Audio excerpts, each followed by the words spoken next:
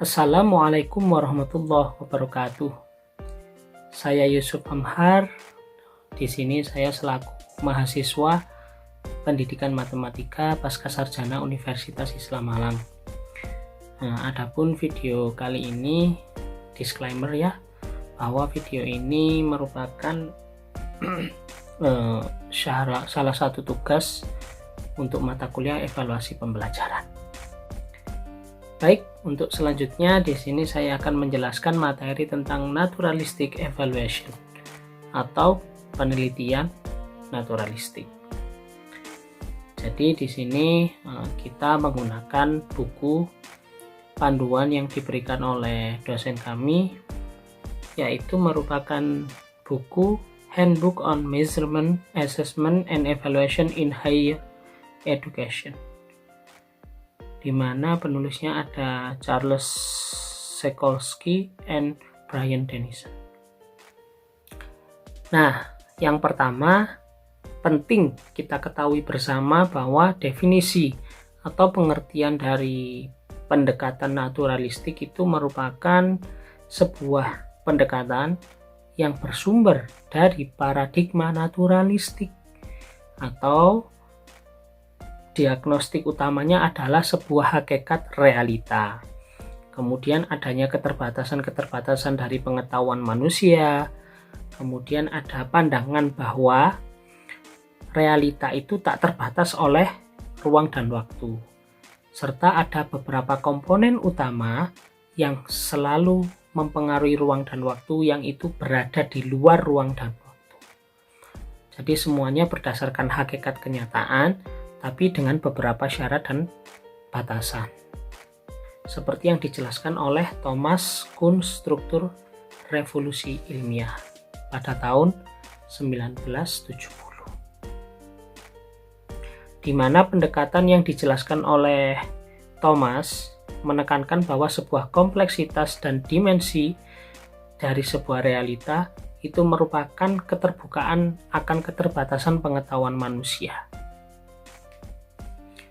Setelah kita memahami akan definisi, lantas bagaimana penerapan pendekatan naturalistik itu, yang mana dia kompleks dan terlalu luas dari sebuah konteks, namun pengetahuan manusia itu terbatas.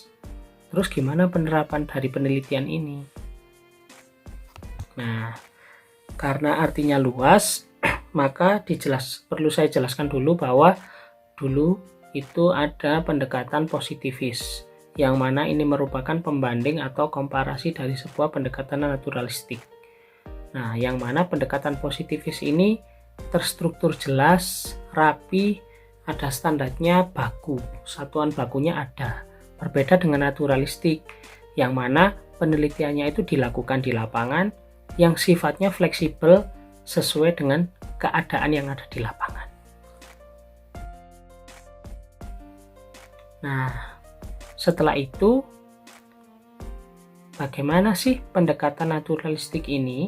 Sejauh mana dia dapat memenuhi sebuah kualitas, atau apakah pendekatan naturalistik ini cukup bisa diandalkan?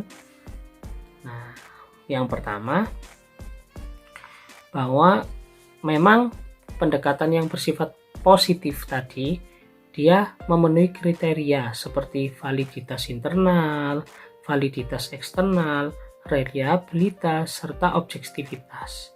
Berbeda dengan naturalistik, yang mana meskipun hasilnya memang ingin dihargai, tapi dia tidak menggunakan pendekatan-pendekatan yang struktural tadi, karena penyusunannya terus-menerus dilakukan dengan menghilangkan kemungkinan-kemungkinan validitas, reliabilitas, serta mengabaikan objektivitas sejati.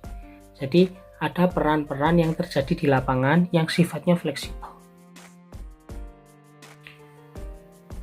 Meskipun sifatnya fleksibel, dia tetap memiliki acuan, yang mana tujuan praktis dari pendekatan naturalistik ini seperti yang dikemukakan oleh Egon Guba dan Iona Lincoln tahun 81, di mana yang pertama untuk standarnya naturalistik dia kredibel, yang mana mengacu sejauh mana hasil penelitian ini dapat dipercaya. Yang kedua, dia transferable atau transferability, menunjukkan sejauh mana hasil penelitian dapat diterapkan atau diterjemahkan sesuai dengan konteks yang berada di luar penelitian aslinya. Nah, yang ketiga, apakah memang penelitian ini cukup bisa diandalkan? Dependability, yang mana pendekatan naturalistik ini apakah dia stabil, konsisten dengan langkah-langkahnya sehingga dapat diandalkan. Serta yang keempat, tentunya ya, konfirmabilitas, yaitu merujuk pada sebuah hasil penelitian yang dapat dikonfirmasi dan diverifikasi baik oleh pihak peneliti maupun oleh pihak lain, karena memang hasil temuan dari penelitian ini harus dapat menginterpretasikan tindakan-tindakan sesuai dengan realita, yang mana itu sama sekali tidak boleh berpengaruh terhadap sudut pandang atau terpengaruh terhadap sudut pandang yang bias dari peneliti. Nah, selama bertahun-tahun pendekatan naturalistik, dia cukup dapat memenuhi standar validitas, reliabilitas, dan objektivitas. Meskipun pada dasarnya dia tidak baku, tapi cukup bisa diandalkan. Nah, gimana kok tetap bisa diandalkan? Ternyata di penelitian ini ada 5 kriteria keaslian. Yang pertama yaitu fairness, di mana peneliti itu harus adil dalam membutuhkan akses setara bagi pandangan semua pihak. Jadi peneliti itu adil akan setiap pendapat yang masuk dari semua pihak yang diteliti. Kemudian ada ontological, yang mana sifatnya benar-benar asli, yang mengkonstruksi dunia sekitar dari yang diteliti, kemudian membawanya dalam sebuah konteks sosial. Kemudian yang ketiga ada edukatif. Di edukatif itu adalah sebuah keaslian edukasi yang mencerminkan sebuah konstruksi yang ditingkatkan dari pengalaman-pengalaman studi. Jadi memang benar-benar dapat dipertanggungjawabkan. Kemudian yang keempat ada katalitik, di mana keaslian katalitis harus benar-benar asli ya, autentik, tercermin dari sejauh mana sebuah konstruksi yang diperluas oleh partisipan dalam pengambilan keputusan. Jadi keputusannya nggak boleh dibuat-buat oleh peneliti, itu naturalistik. Serta ada taktikal, yang mana keaslian taktis yang terjadi di lapangan itu tercermin dari sebuah partisipan yang benar-benar bertindak dalam konteks sosial mereka. Jadi masyarakat peneliti meneliti masyarakat, dan masyarakat yang diteliti itu menerapkan apa yang terjadi di lapangan, menjelaskan bagaimana prosesnya, kemudian datanya dikumpulkan seril-rilnya dan dianalisis dengan sebaik-baiknya oleh peneliti. Kemudian untuk analisis datanya sama, ada 3 tahap kalau di naturalistik, yaitu yang pertama the naturalistic interview, ada wawancara yang terjadwal, kemudian ada observasi, dan yang ketiga yaitu dianalisis. Analisisnya ada sesuai dengan penjelasan dari Glaser dan Strauss. Jadi menggunakan beberapa metode dan analisis naturalistik studi.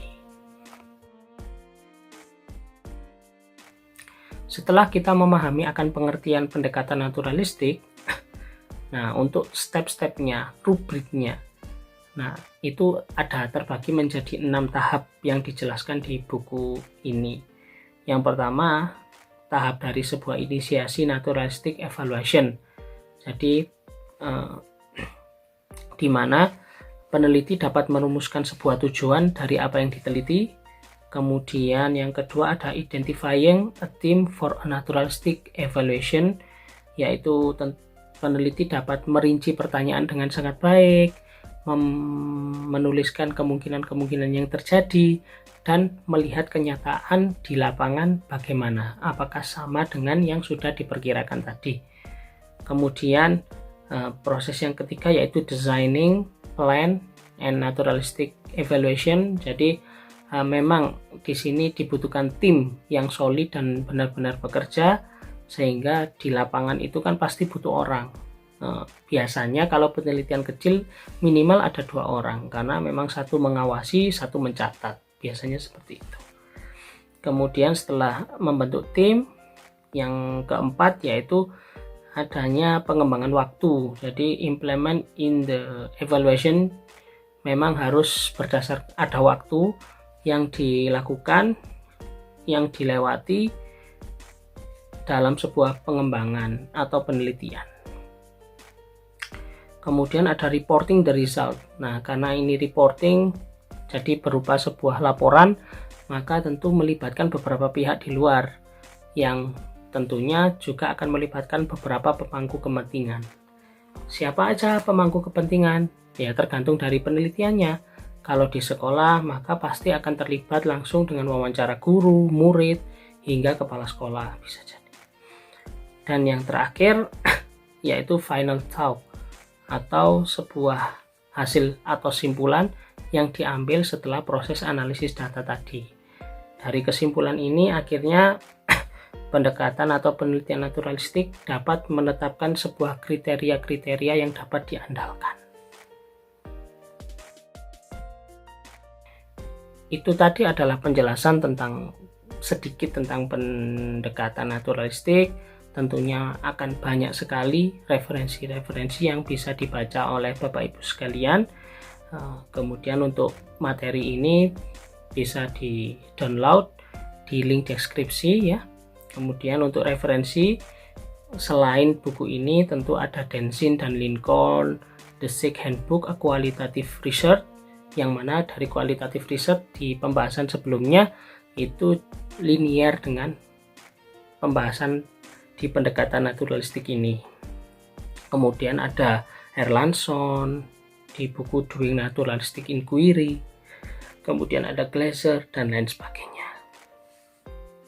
Itu saja dari saya. Thank you, and this resource page please you can follow or you can learn more from the other source ya. Please don't stop to learn it.